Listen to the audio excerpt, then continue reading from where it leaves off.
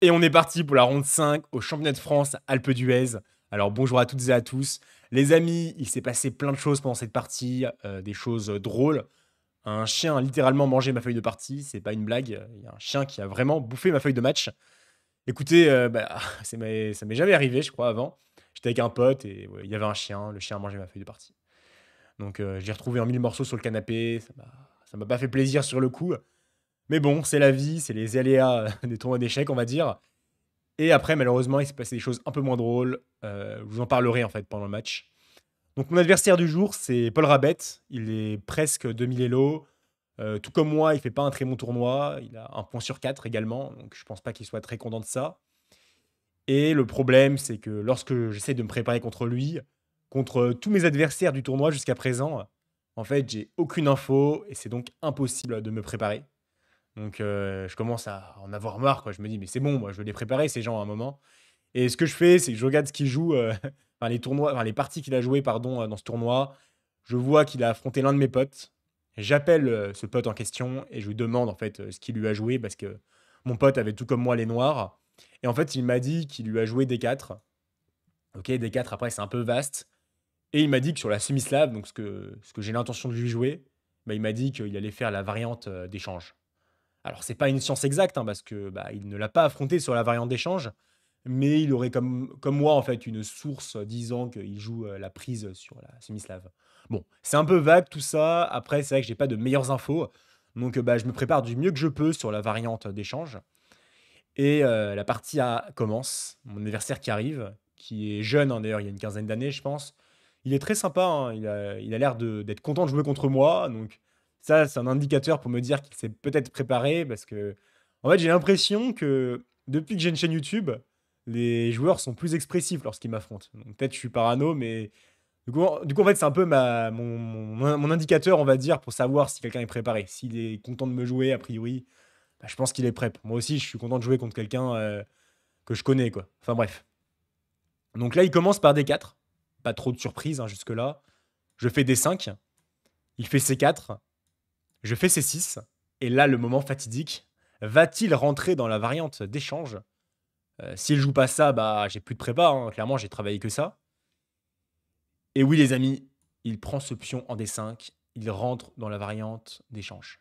Alors, cette variante, elle n'est pas trop aimée par beaucoup de joueurs parce qu'ils trouvent, à raison peut-être, cette position très symétrique, hein, parce que le pion C s'est échangé contre le pion C. À l'inverse, hein, parfois il y a des joueurs qui jouent le gambit dame refusé. La différence, c'est que sur pion prend, E prend, bah là c'est un pion C contre un pion E qui s'est échangé, donc c'est pas du tout pareil. Tandis que là, le pion C, bah, c'est connu quand même pour amener des positions un peu plus calmes, peut-être plus solides aussi pour les blancs, donc peut-être moins ambitieux pour jouer le gain. Après, je me dis, voilà, 2000 Elo, 2100, franchement, faut pas non plus tout miser sur les ouvertures. Il y a plein de choses qui peuvent se passer, même dans des positions qui semblent calmes d'apparence. Donc ça m'inquiète pas trop. Et puis même, en fait, je suis content de rentrer dans un truc où j'ai pu réviser un petit peu, quoi. A priori, je serais difficilement mal dans l'ouverture, hein. Mon adversaire qui fait fou F4, ok. Il le joue très vite, hein. Donc je fais cavalier C6, E3, cavalier F6, cavalier C3. Et là, je joue A6. Alors, il y a plusieurs coups possibles, hein. J'aurais pu jouer fou F5, j'aurais pu jouer fou G4. Mais A6, c'est un coup que j'aime bien parce que ça empêche le cavalier ou le fou de venir en B5. Et comme B5, c'est une case très importante, et bah, c'est important de jouer ce coup A6.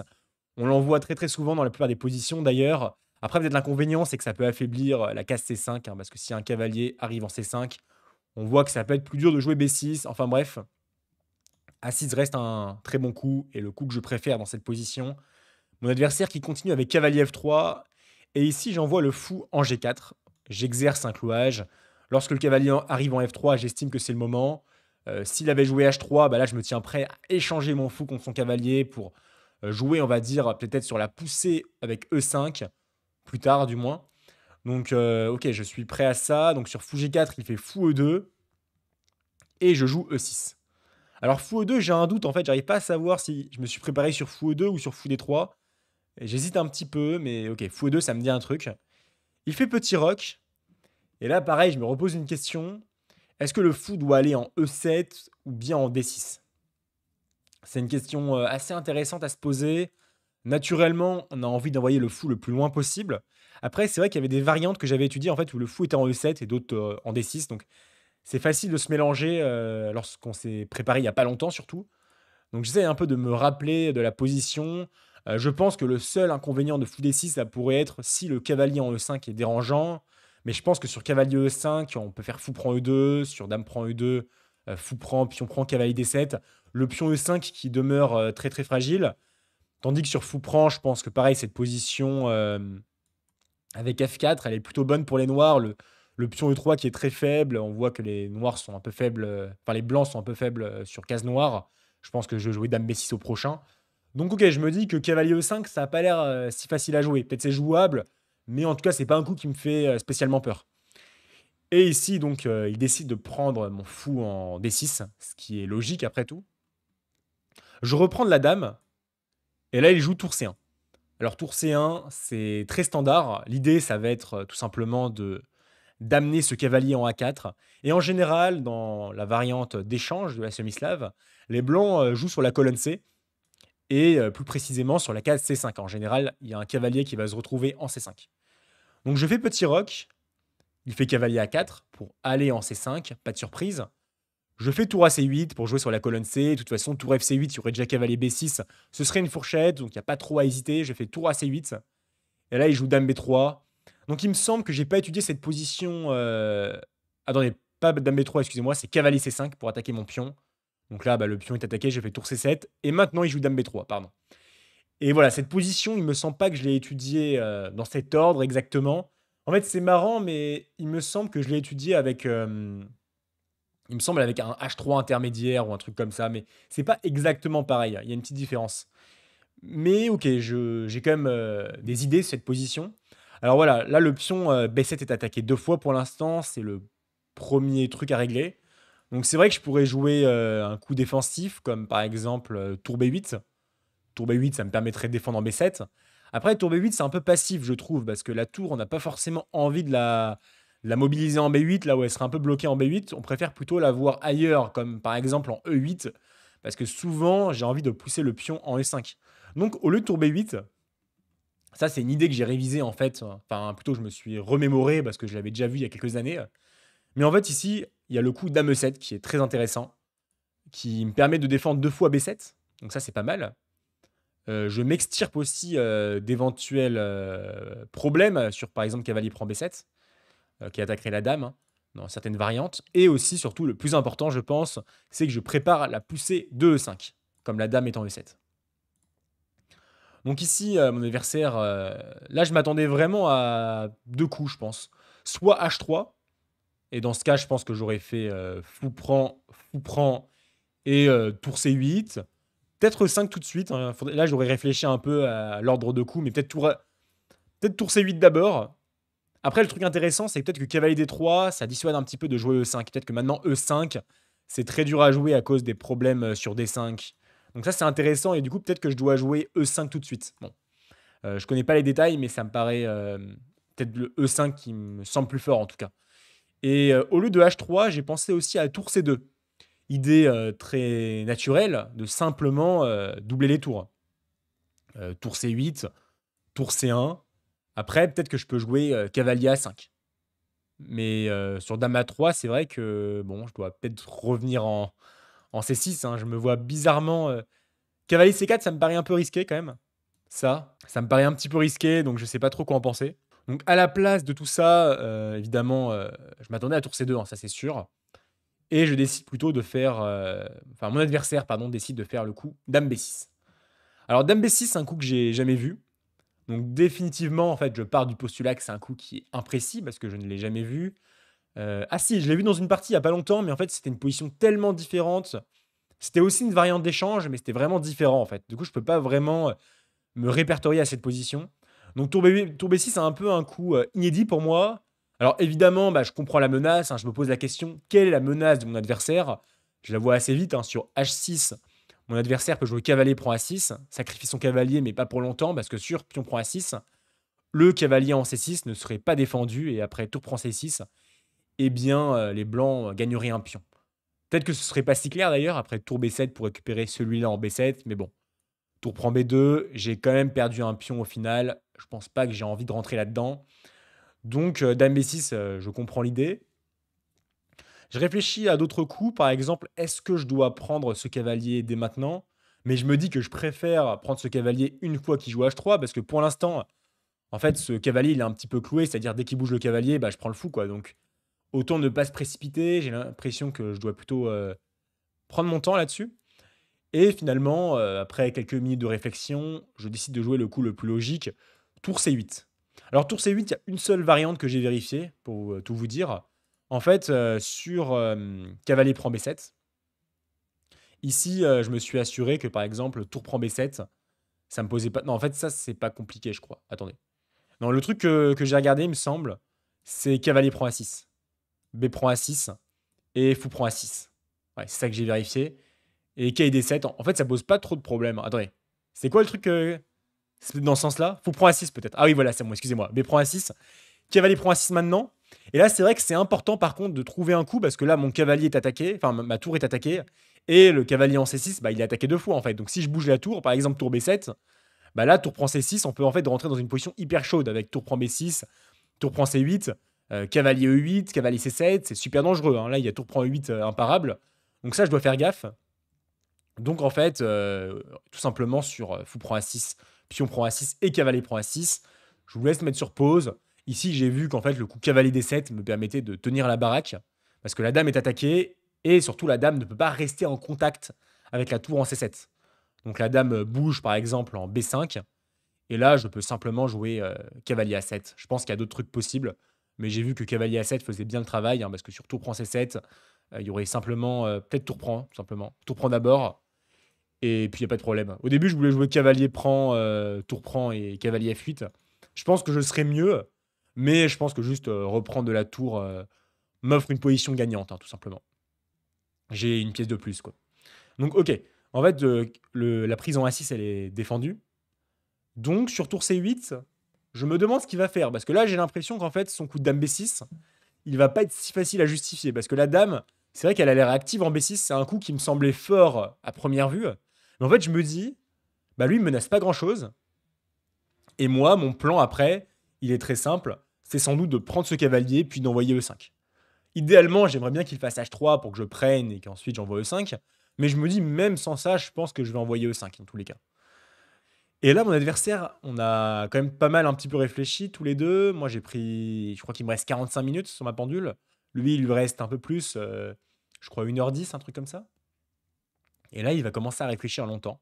Il va prendre 5 minutes, 10 minutes, 15 minutes, 20 minutes. Je me dis, waouh.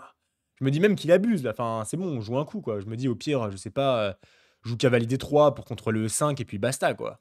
Après, c'est vrai que la position elle est peut-être pas claire, mais je me dis, ouais, ça vaut pas non plus le coup de passer une éternité sur la position. Et ok, à un moment, bah, je me lève, hein, je me lève de la table pour regarder un peu ce que font mes amis. Je marche aussi pour me dégourdir les jambes. Et là, je vois un truc qui me choque. Au début, ça me choque pas tant que ça, parce que, enfin, en fait, je comprends pas trop ce qui se passe, mais je vois un groupe de personnes. Mais quand je dis un groupe, c'est une quarantaine de personnes autour d'une table. Et bah, écoutez, c'est vrai que, bah, je me dis: «Qu'est-ce qui se passe, quoi?» parce que en fait, on est dans une très, très grande salle, hein. Il y a peut-être 1000 personnes dans la salle. Donc pour qu'il y ait 40 personnes réunies, je me dis: «Il faut qu'il se passe quelque chose». Donc en général, c'est un petit incident, c'est un mec qui appelle l'arbitre, qui gueule un peu. Je me dis: «Ça peut être un truc tout con, quoi». Donc au début, je vois ça, mais j'y prête pas plus attention que ça. Et après, je vois qu'il y a un peu de bruit de ce côté-là, qu'il y a plus de monde qui commence à venir. Et là, d'un coup, je commence à comprendre ce qui se passe.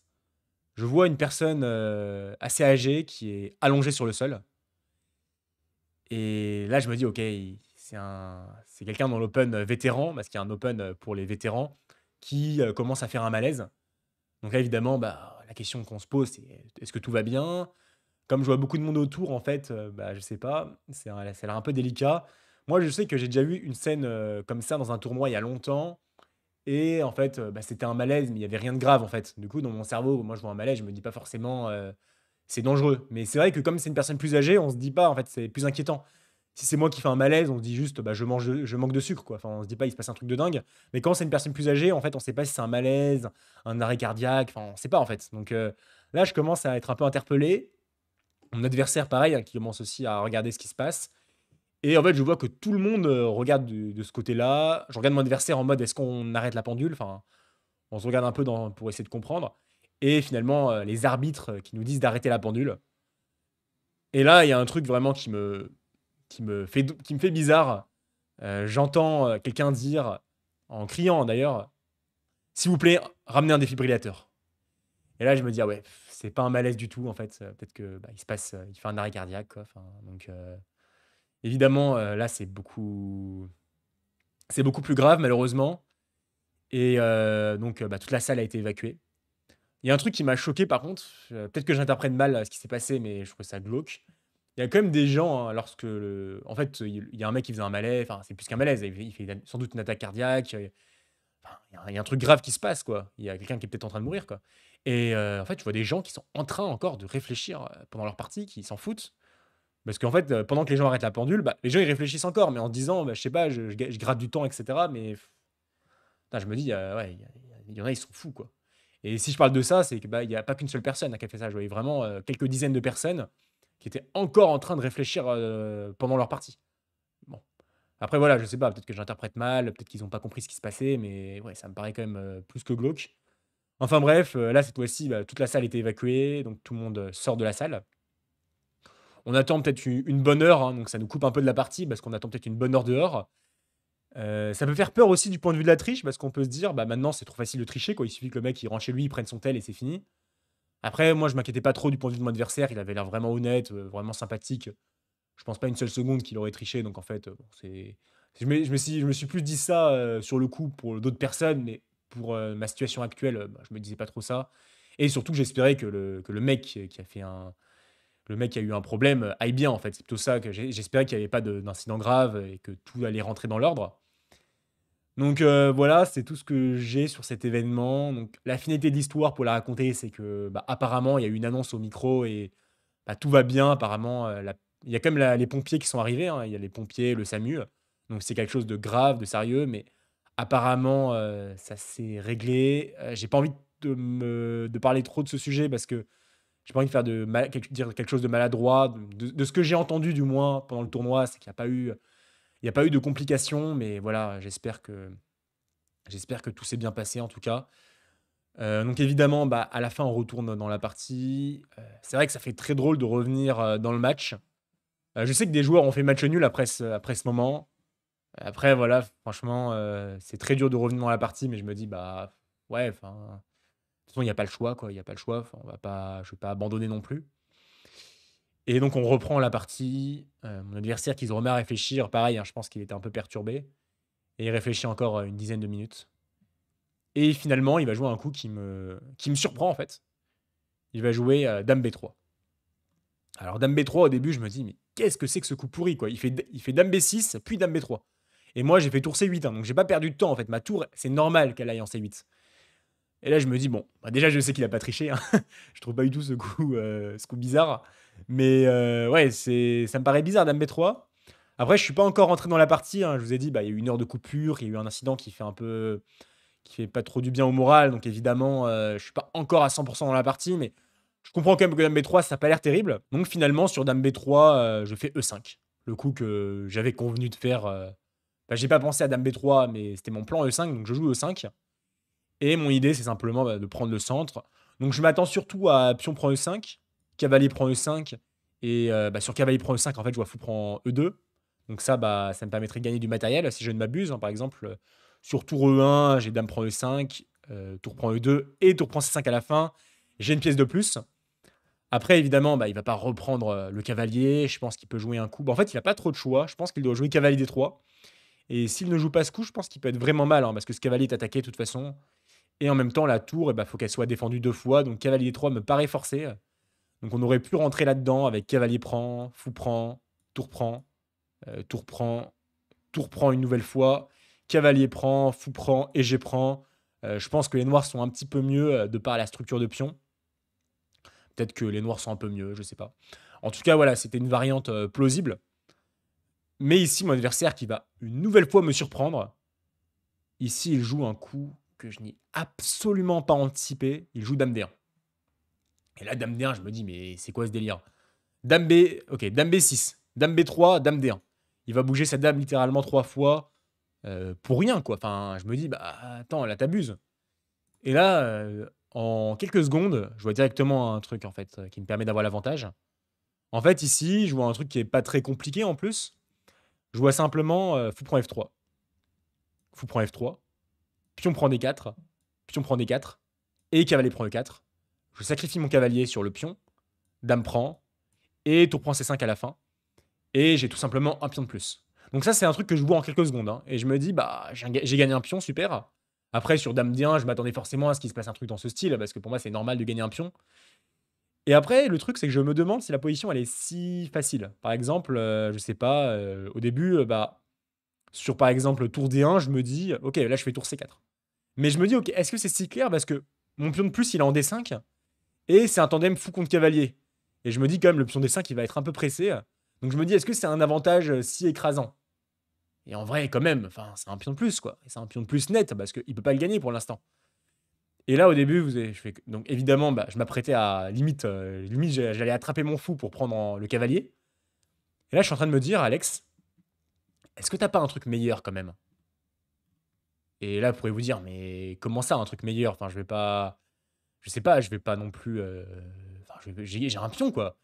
Et là, je vois une variante qui me paraît encore meilleure parce que dans l'autre variante, j'ai quand même un pion isolé, fou contre cavalier. Je me dis: «C'est pas si facile».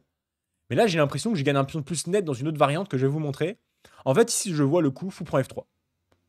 Non, pardon, E prend D4 dans un premier temps. Désolé, je dis n'importe quoi. E prend D4. Donc sur pion prend, ici, je pense que je suis prêt à faire cavalier prend D4 cette fois. Et maintenant, sur cavalier prend D4, je fais fou prend E2. Donc je suis content d'éliminer ce fou. Donc ça, c'est ça qui me plaisait bien. Et à la place de... s'il fait pas E prend D4, s'il fait le coup cavalier prend D4, ce qu'il joue dans la partie, pas de problème. Ici, j'ai vu le coup fou prend E2. Donc sur dame prend E2, cavalier prend D4, il y a un clouage. Et sur cavalier prend E2, ce que j'ai vu, ici je vois cavalier B4, qui à la fois attaque 3 fois le cavalier en C5, parce que maintenant le cavalier est vraiment sous une grosse tension, mais surtout, j'attaque le pion en A2. Et limite, bah, je préfère gagner un pion A2 comme ça.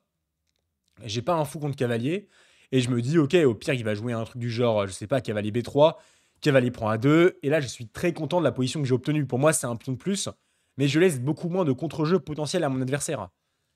Et ok, peut-être que ce raisonnement se tient. Et encore, je sais même pas si cette position est vraiment bien meilleure que la précédente. Mais ici, j'ai raté un truc. Enfin, ça me rend un peu fou, mais... Ici, j'ai raté cavalier D3. Et cavalier D3, c'est... En fait, je l'ai pas raté, je l'ai vu. Mais ce que j'ai pas vu, en fait, c'est les conséquences de ce coup. Si je décide de prendre le pion en A2, eh bien, à présent, tour prend C7, dame prend C7, et le cavalier, il est quand même dans de beaux draps, en fait. Parce qu'après dame B3, en fait, le cavalier, bah, il peut pas sortir. Il est coincé en B4 par le cavalier et la dame. Chose qui n'existait pas avant, en fait. Donc là, c'est compliqué quand même. Et ok, le cavalier, il est peut-être pas perdu, mais il est très très mal placé. Et en fait, quand je joue cavalier B4, bah, mon adversaire qui fait KD3, et je me dis, oh putain, c'est quoi ce bordel? T'as encore raté un truc. Et là, ça commence à faire beaucoup. Là. Dans ce tournoi, j'ai l'impression que c'est que des échecs dans le calcul. Je pense qu'il y a un côté psychologique aussi, en fait. Je me suis tellement pris de parpaings dans la gueule que je me dis, bah écoute, et en fait, j'ai envie de gagner sans la moindre difficulté, quoi. Et le problème, c'est que c'est pas ça les échecs. Il faut juste jouer précis. En plus, ce qui est bête, c'est que finalement, le jeu qui aurait été simple, c'est juste de gagner le pion, tout simplement, dans l'autre variante. Je gagne un pion, j'avais une bonne pression au temps en plus. Voilà, je l'aurais sans doute gagné, quoi. Ou du moins, bah, j'étais très optimiste dans cette position. Et là, en fait, je m'aperçois que je rentre dans une position beaucoup plus compliquée. Et en fait, je me rends compte que c'est égal, quoi. Enfin, le choix rationnel, c'est de prendre ce cavalier. Tour prend. Tour prend ou dame prend, je m'en fous. Dame prend D3, je sais pas, dame C4. Et c'est complètement égal, hein. Enfin, j'ai rien d'autre à dire, c'est juste nul. Ouais, donc bah, je suis un peu choqué, quoi. Je me dis: «Mais en même temps, bah, tu vas pas faire un match nul alors qu'il a fait dame B6, dame B3, dame D1, quoi, faut pas déconner». Et là, je deviens fou et j'essaye de faire marcher le coup cavalier prend A2, en fait. Je me dis: «Calcul, calcul, calcul. Fais marcher ce putain de coup cavalier prend A2». Et finalement, je commence à calculer un peu sur cavalier prend A2. Cavalier prend A2, tour prend C7. Important de reprendre de la dame, pas de la tour, parce que sur tour prend C7, et bien après, par exemple, dame A4, C'est vrai que le cavalier, il est un peu mal placé. Bah, j'avais calculé dame E4 quand même, mais par exemple, il pouvait jouer autre chose. Dame B3, c'est le coup qui me faisait, ou dame D2 même, juste pour enfermer ce cavalier en fait. Pardon, dame D2, pour ramener la tour peut-être en A1 plus tard. Et ça me paraissait très très très chaud en fait. Donc, je suis obligé de reprendre de la dame, c'est ce que j'ai calculé. J'ai calculé plusieurs coups, j'ai calculé dame A4. Alors sur dame A4, je suis très content de faire dame C2, qui à la fois propose l'échange des dames, mais au lieu de défendre ce cavalier, en fait, et ben moi je m'en prends à l'autre. Et comme ça aurait forcé sans doute dame prend. Je reprends celui en D3, je pense c'est un peu mieux, parce que E2... Ah, je pense que les deux se prennent, hein, mais je pense que E2 c'est un peu mieux, parce que j'attaque une nouvelle fois ce cavalier. Peut-être la dame est mieux placée aussi, enfin je sais pas. Mais en fait ici, évidemment, le coup critique c'est dame B3. Et dame B3, j'ai pas trop d'options. En fait, au tout début, je voulais faire dame C2. Mais en fait, dame C2, ce que j'aimais pas du tout, c'était que bah, déjà, cavalier D4, c'est un peu sensible. J'ai calculé ça. Dame prend, cavalier prend. Et je sais pas, bah, le cavalier, bah, faut vraiment qu'il bouge, quoi. Et par exemple, sur tour C2, j'ai vu que par exemple, tour A1, ça allait grâce à cavalier B4. Je calculais des trucs pareils, mais je me dis, fais gaffe, parce que tu rates le moindre truc, t'es fini, quoi. Enfin, en fait, ça me faisait très très peur de rentrer dans ce genre de variante, et surtout sur tour C2. En fait, je me dis qu'il n'est pas obligé de faire tour A1. En fait, ce cavalier, il peut laisser traîner et jouer un coup utile. Par exemple, il peut, je sais pas, jouer n'importe quoi, F3 par exemple, pour empêcher l'autre de venir en E4. Et là, c'est une position encore un peu compliquée. Et surtout, en fait, sur Dame C2, je sais même pas si je l'ai vu ça ou je l'ai vu après, bah, il peut simplement prendre en B7. Donc, sur Dame B3, je préfère jouer Dame C4, en me disant que cette fois-ci sur cavalier D4, bah pareil, hein, dame prend, cavalier prend. En fait, j'étais prêt à rentrer là-dedans parce que j'ai pas trop d'autres options. Donc en fait, j'avais calculé cette variante, je crois. Et après F3, je sais pas ce que j'avais calculé. Peut-être pas grand-chose, hein. Peut-être pas grand-chose. Je pense. En fait, je m'aperçois que sur tour 1, il y a cavalier B4 comme à chaque fois, mais ouais, j'ai pas calculé grand-chose. Donc, ouais, ici, bah, je décide de jouer dame C4. Et là, mon adversaire qui va prendre le pion en B7. Ça, je l'ai vu un peu tard. Que en fait, bah, je rends un pion en fait, hein. Je ne gagne même pas un pion, c'est super bête ce que je viens de faire. Je gagne même pas de pion. Et je ne peux même pas prendre ce cavalier en D3 parce que la dame attaque ma tour en C8. Donc c'est un peu horrible. Je me dis, ok, bah, je vais faire tour F8. Je vais replier ma tour en F8, comme ça il pourrait pas être attaqué. Je me dis, bah, pourquoi pas. Il fait cavalier C1. Un peu bizarre ce coup parce que ce cavalier me faisait très très peur. Il me paraissait très très dur à sortir. Alors qu'à vrai dire, il aurait pu juste jouer cavalier F4, je pense. Après, je sais pas, peut-être qu'il avait peur. Je sais pas de quoi il avait peur, à vrai dire. Cavalier F4 me semblait plus incisif. Mais ok, ici, il a joué cavalier C1. Cavalier prend. Donc cavalier prend forcé, hein, parce que sur tour prend, je mange le cavalier. Et là, je me rends compte que cette position, ça va à peu près quand même. Je me dis, bon, t'as vraiment fait de la merde dans cette partie, mais ça devrait aller en fait. Et le truc, c'est que je suis tellement matrixé que là, je cherche quand même à la gagner, hein. Je me dis, écoute, bah tant pis. Et là, j'essaie de jouer dynamique et j'envoie le cavalier en E4. Cavalier E4, il fait B3, bien joué. Attaque madame. Alors au début, bah, j'aimais bien jouer dame C2, mais je me dis dame C2, c'est chaud quand même. T'as le pion D5 et le pion A6 qui sont en prise. Et par exemple, je sais pas, sur dame prend D5, cavalier prend F2. Ok, tour prend n'est pas possible, mais je me dis, est-ce que t'es sûr de toi quand même? Parce que enfin, ça va ouvrir la colonne aussi pour la tour, quoi. Et je sais pas, je sentais pas trop cette position. Donc à la place, je préfère jouer dame B5. Je propose l'échange des dames. Dame prend B5, A prend B5. On est mal au temps tous les deux. Mais je me dis, bah, ça doit aller à peu près. Après, j'ai comme l'impression qu'il est symboliquement mieux parce que mes pions, ils sont faibles. Et ici, il va me jouer le coup F3 pour poser une question à mon cavalier. Et là, je pense que le seul coup pour pas être mal, en fait, c'était de jouer cavalier C3. Et en fait, il fallait faire confiance à ce coup qui était important à jouer parce que ça empêche le cavalier de venir en E2. Ça limite comme la tour de venir en D1. Après, je sais pas, peut-être que je me disais que peut-être ce cavalier n'était pas si stable. Peut-être qu'après KD3, lui, il menacerait de me faire tour C1. Je pense que j'avais peur de ça. Et par exemple, sur tour C8, bah écoutez, enfin, tour C1, même tour A1, je pense que je suis juste mal, quoi. Je préfère largement les blancs ici, mes pions sont plus faibles. Donc j'avais peut-être peur de rentrer là-dedans, mais en fait, ici, j'ai joué peut-être le pire coup de la position. J'ai joué cavalier F6. Et en fait, cavalier F6, c'est un coup qui peut sembler assez innocent. On replace juste le cavalier. J'anticipe la défense du pion en D5. Mais le problème ici, c'est qu'il a très bien joué et j'ai raté une idée, c'est cavalier E2. Cavalier E2, la menace, en fait, je la vois. C'est que ce cavalier, en fait, il va aller en D4 et il va taper sur B5. Il va être monstrueux en D4. Ce pion E3 qui n'est pas faible parce que le roi peut venir en F2 pour le défendre.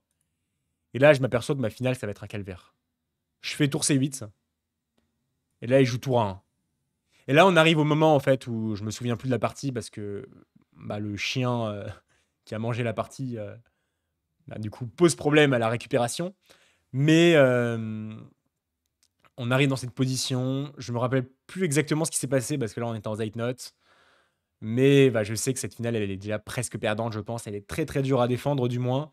J'ai ces deux pions qui sont très faibles. En fait, lui, son plan, il est tout simple. Il va faire tour A5, cavalier D4, puis tour B5. C'est ce qui s'est passé dans la partie. Je vais perdre ce pion. Par exemple, peut-être que j'ai joué roi F8 dans mes souvenirs. Juste, on va regarder cette variante, comme ça, c'est illustratif. Peut-être K D4. J'ai joué B4 et on a eu une position à peu près comme ça, je crois. Et finalement, j'ai fini par perdre ce pion en B4 et le pion en D5 qui demeure faible d'ailleurs. Et j'ai finalement perdu cette finale. Donc désolé hein, de ne pas vous la montrer de manière exhaustive. Après, psychologiquement, j'étais déjà détruit. La finale est déjà presque perdante. Mais ouais, donc c'est une défaite. Désolé pour la conclusion qui est un peu abrupte. Mais ouais, je sais pas quoi dire de cette partie. C'est encore une défaite, quoi. J'ai un point sur 5. Psychologiquement, là, je sens en fait que je suis affecté par les défaites de ce tournoi. Après, voilà, qui ne le serait pas, hein, un point sur 4, c'est très très dur. Mais là, en fait, je m'en veux à mort, quoi. Je me dis, mais j'ai refusé une variante simple où j'avais des grosses chances de gagner, en fait, pour jouer une variante qui, en fait, n'a pas marché à cause d'une faute de calcul. Donc, en fait, il y a le mental et le calcul qui va pas, quoi. C'est deux gros problèmes.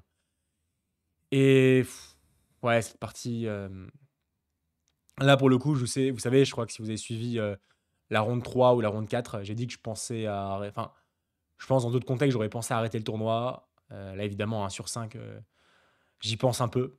Je vais pas vous mentir, hein, je préfère être honnête, je pense un peu à arrêter le tournoi. Le truc, c'est que je me dis, bah, là, faut que tu apprennes, en fait. Faut que tu apprennes à gérer ces tournois horribles. Faut que tu pries pour que jamais que ça se reproduise, mais surtout qu'il faut que tu en tires des choses, en fait. Et si j'arrête le tournoi, en fait, j'apprendrai rien, en fait, de ce genre de moments durs. Et aussi, bah voilà, c'est facile de jouer quand on est en forme. C'est important de jouer quand on est en très mauvaise forme. Mais là, vraiment, je pense que c'est le prime. Enfin, là, franchement, 1 sur 5 comme ça. Mais surtout, en fait, c'est même pas le score, c'est la qualité de jouer. En fait, je joue pas si mal, mais je me mets à faire des dingueries à chaque partie. Je fais des fautes de calcul. Et en fait, tout ça, bah, ça s'accumule et ça fait un score à 1 sur 5. Ouais, ça fait. Ouais, je sais pas, désolé, c'est dur. Désolé pour les parties que je vous montre aussi. Ça me fait pas plaisir de vous montrer ça, mais écoutez, on va continuer. Donc, il reste encore 4 parties, de la ronde 6 à la ronde 9. Et là, pour ces parties, je me fixe une consigne spéciale que je ne me fixe jamais en général. Mais je me dis, tu ne peux pas plus, ouais, tu ne peux plus perdre un seul match. Là, je me dis, au pire, fais que des matchs nuls. Bon, évidemment, propose pas de nul en 10 coups, t'es pas là pour ça, mais prends pas de risque particulier. Si ça fait nul, ça fait nul, même si t'as mal joué. Mais là, il faut que tu arrives à être solide un minimum. Parce que si tu perds encore des parties, bah. Enfin, c'est un road to FM, hein, c'est pas un road to 2000. Donc, ouais. Voilà, merci d'avoir suivi cette partie qui me fait un peu mal au cœur à vous montrer. Et on se dit à demain pour la prochaine. Allez, ciao.